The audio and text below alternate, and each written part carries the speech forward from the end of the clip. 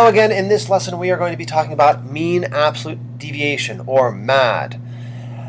We've already talked about range and interquartile range as measures of variability.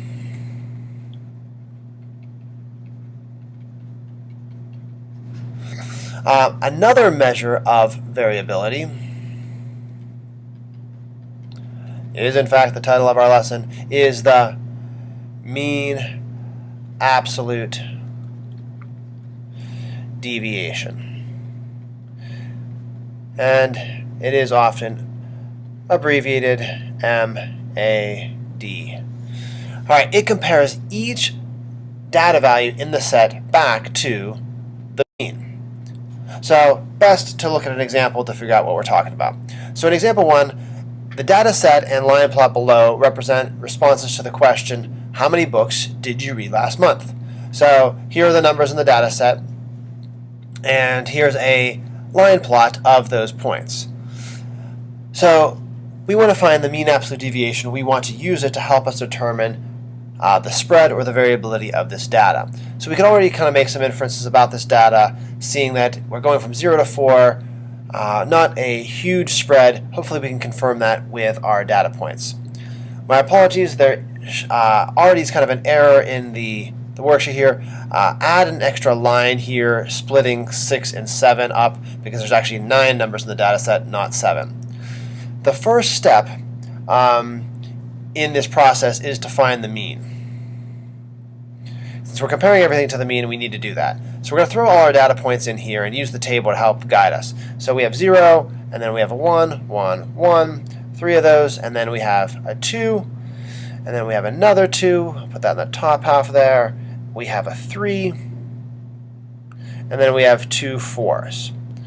Okay, so if we're trying to find the mean of this, we're going to add all those up together and find that the sum of them is 18. There are a total of 9 data points, so 18 divided by 9 gives us a mean of 2. We're going to take and copy that mean into every space in this second column. It might seem a little bit repetitive, and in many years to come maybe you can omit this step, but this is going to keep us all making sure we're doing exactly the correct step every time. Okay, so we have the data points, we have the mean, now we're on to finding the deviations. The deviations are the distances from the mean. Subtract each data point from the mean. It actually doesn't matter which way you subtract, if you do data point minus mean or mean minus data point. As long as you're consistent, you should be fine.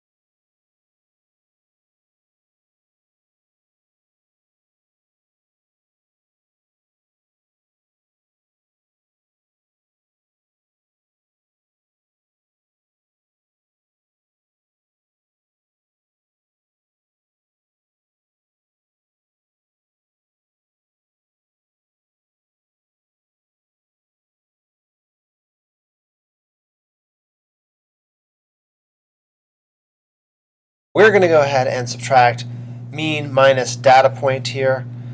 So mean minus 0, 2 minus 0 is 2, 2 minus 1 is 1, 1, 1, 2 minus 2 is 0, and again. And now here we have 2 minus 3, so that's a negative 1, and then 2 minus 4, negative 2, negative 2. Okay, now that we have the deviations, we're going to take and we're going to find the absolute deviation by taking the absolute value. So simply we're going to turn everything positive. So these ones were positive and they're going to stay positive. These ones were negative and are going to become positive. So with the absolute deviations, we're now going to find the sum of those points. And when we add those all together, we get 10. There are still 9 data points. And so we're going to do 10 divided by 9 to find basically kind of the average of our deviations. And we get 1.1, the one's technically repeating. That number, that 1.1, is our m.a.d, or our mean absolute deviation. We found it, but what does that mean? That means that on average, the data points are 1.1 away from the mean. Let's continue to look a little bit further about interpreting that number. So the smaller the m.a.d score is, the closer the data points are to the mean, and the smaller the variability or spread of the data set. A smaller m.a.d score also suggests that the mean is a good representation of the data. If the m.a.d was a large number, the mean might not be actually representative of the typical values in the data set. Let's look at an example. Ryan asked all the students in Mrs. Porter's and Mrs. Pra's homerooms how many pairs of shoes they owned. Ryan then calculated the following statistics. So here we've got the statistics done for us. We found the mean for both. They both happen to be 5.1. They have different m.a.d scores. So what does this mean? If we were to describe the responses of the students in Mrs. Porter's homeroom, we would say the average number of shoes owned was 5.1, but the students' answers varied a great deal.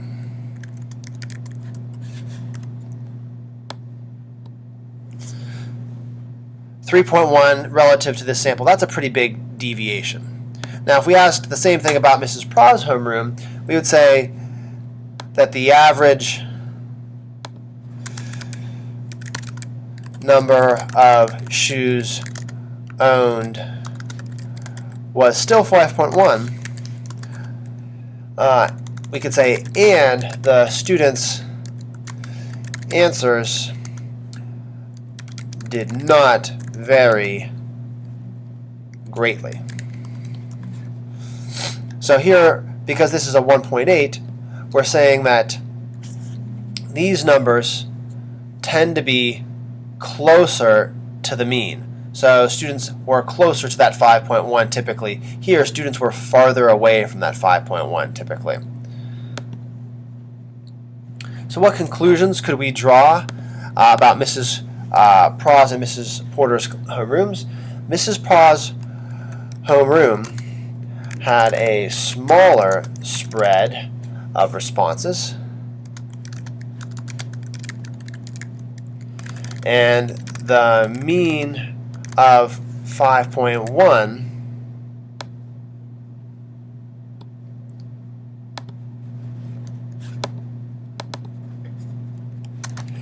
is a 5.1 shoes is a better descriptor for the students in her homeroom.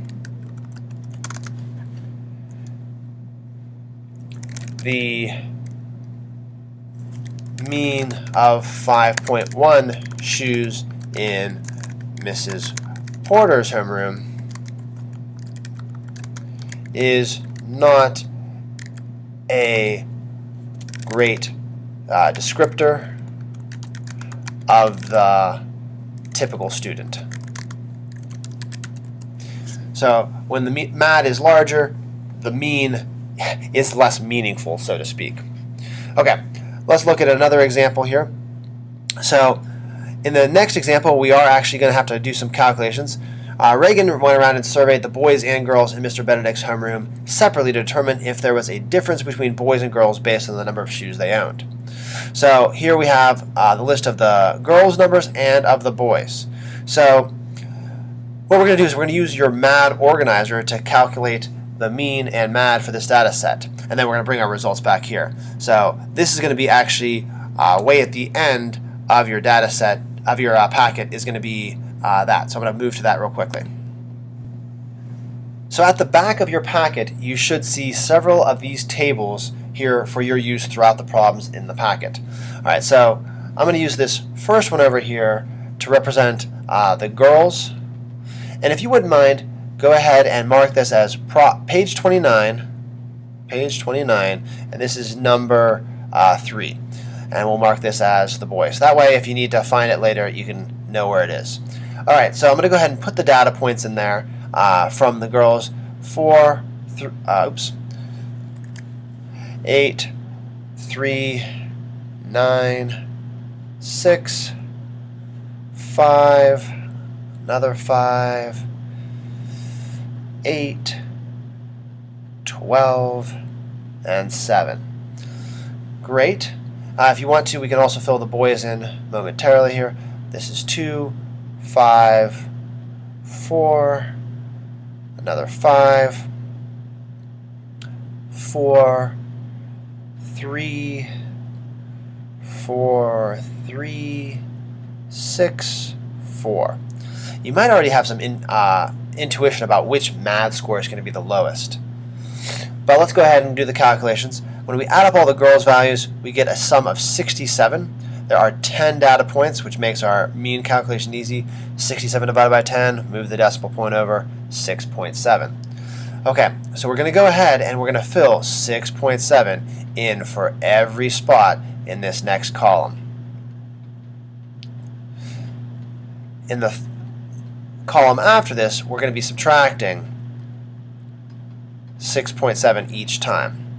So I'm going to choose to go ahead and take mean minus data point. So 6.7 minus 4 is 2.7.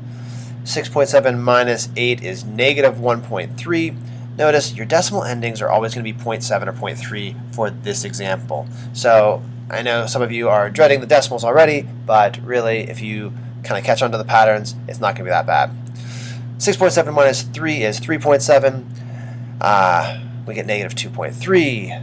We get simply 0.7, 1.7, 1.7 again, negative 1.3, negative 5.3, and negative 0.3. So we subtracted the data point from the mean every single time. Now we're going to take the absolute value of each. So the positive ones will stay positive, but the negative ones will become positive. So we'll fill in this column quickly.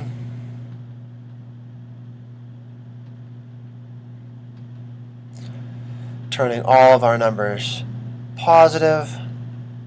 Great. Now we're going to go ahead and add up that column of absolute deviations, and the sum of all of those numbers is 21. We still have 10 numbers, so 21 divided by 10 is 2.1. So this means that the typical data point is 2.1 away from the mean. We're going to go ahead and do the same calculation for the boys' score. We have our data points in there. When we add them all together, we get a total of 40. We have 10 data points, so dividing by 10 gives us a nice 4. We'll fill in our 4 for every number, every row in this column. And we'll go ahead and subtract to find our deviations. 2, negative 1, 0, negative 1, 0, just 1, 0, 1, negative 2, and 0. We'll turn those all positive. 2, 1, 0, 1, 0, 1, 0, 1, 2, and 0. Okay, the sum of all of those absolute deviations is 8. We still have 10 data points. 8 divided by 10 is 0.8. So let's head back to the problem, remembering some of these key numbers. So over here in this chart, I'm just going to go ahead and fill in some of these numbers. 6.7 was the mean for the girls. 4 was the mean for the boys. The m.a.d for the girls was 2.1, and the m.a.d for the boys was 0.8. So What conclusions can we draw from Reagan's data? Well, we can really make two conclusions here. We can make a conclusion on the mean, the center, and on the variability. So the girls in Mr. Benedict's homeroom tend to have more shoes than the boys, but their responses vary more. The boys tend to have less shoes and are more similar to each other. Small things. I do think it's important to mention that this is Mr. Benedict's homeroom. We don't want to draw conclusions about the population of larger samples like the whole school or of boys and girls in general. So now that we have this, bring these notes to class and we will continue doing some more practice on these problems tomorrow.